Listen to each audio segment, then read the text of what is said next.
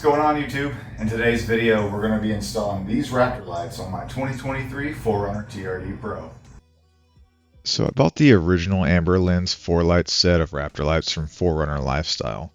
The box that came in was nice, had a nice logo for 4Runner Lifestyle on it, and at the time that I ordered these Raptor lights, 4Runner Lifestyle was running a promotion to where if you made a purchase you got a free patch. So this is the patch that I picked. I thought it would look nice on the ceiling of my 4Runner with the rest of the patches that I already have. Now, moving on, this first part that I'm holding here is one of the two included fuse taps.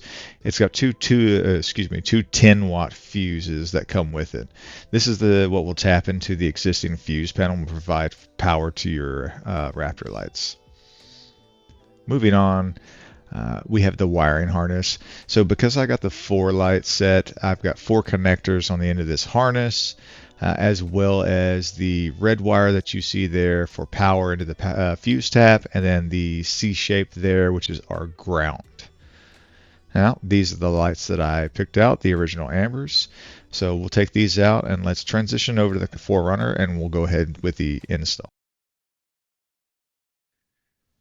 Alright, so now that we're at the 4Runner, the first thing that we need to do is remove the plastic trim piece that's right here in front of us. This is pretty easy to get off, but you'll need to remove these little trim connectors to gain access to the inside of the grill. To remove these, just push the center in and gently pull them out. You don't want to force them out or wiggle them too hard because you may break some of the plastic that's in there. There are 13 of these in total, so it's probably a good idea to put them in a bag or place them in an area where you don't run the risk of losing them, because you're definitely going to need them later to reaffix this trim piece back to your 4Runner.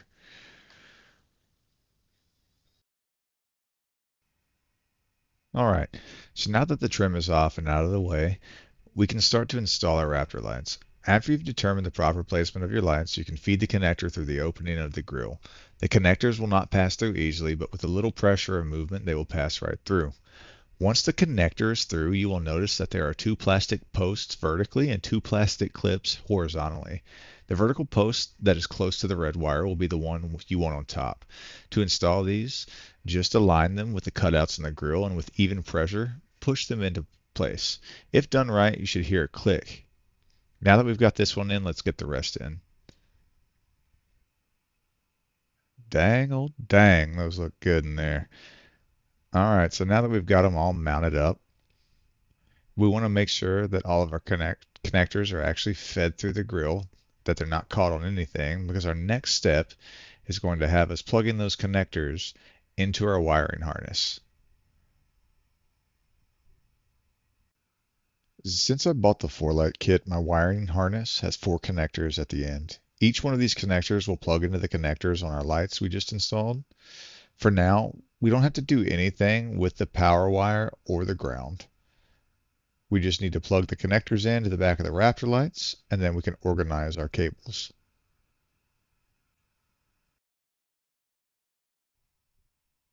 All right, so now I have all the connectors into the back of the Raptor lights. I pulled the wires into a bundle and I've zip tied them kind of out of the way so they're not hanging.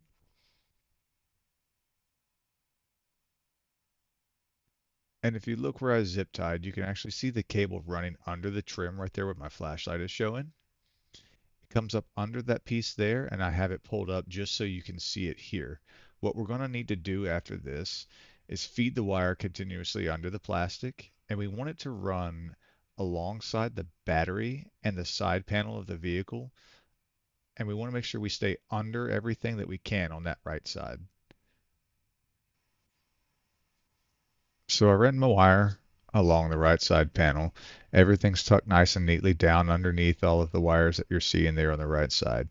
It trails all the way back to the point where I pulled it up just so that you're able to see where it's feeding to.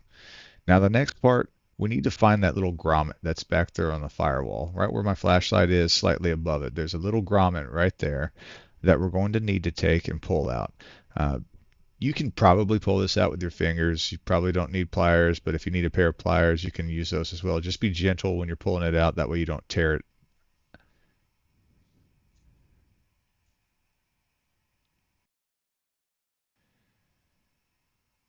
All right, now I have the grommet out of the firewall, and we've got a nice point to where we're going to be able to pass our wire through from the exterior to the interior of the vehicle.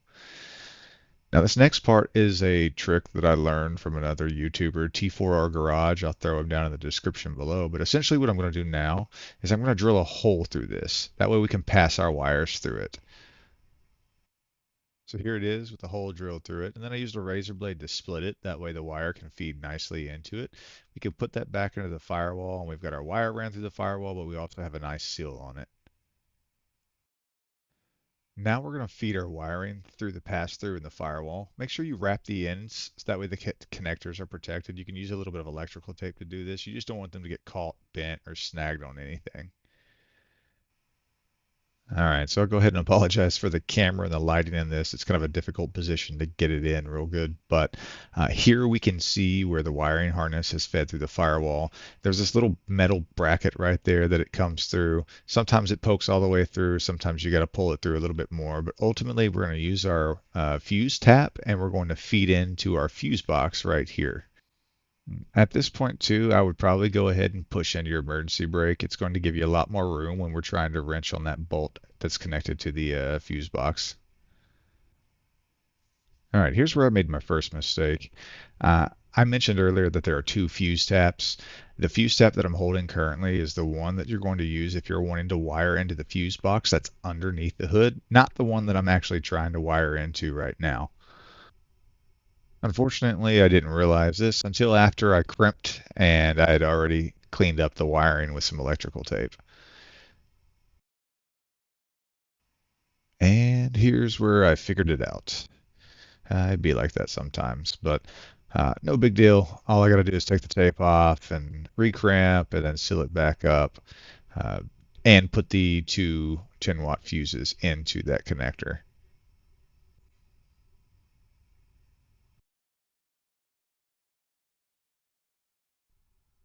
All right, so now that the fuse tap is in, you want to make sure that you use the 10A, the ignition fuse. So it's going to be on the left side, third down on the panel if you're looking at it.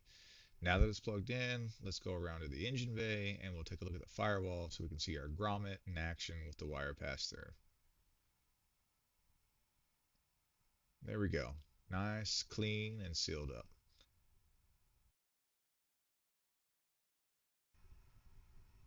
Man, I love these things. It was a nice, easy install. Guys, thanks for sticking around with me and watching me do this video. Like, comment, subscribe, and we'll see you in the next one.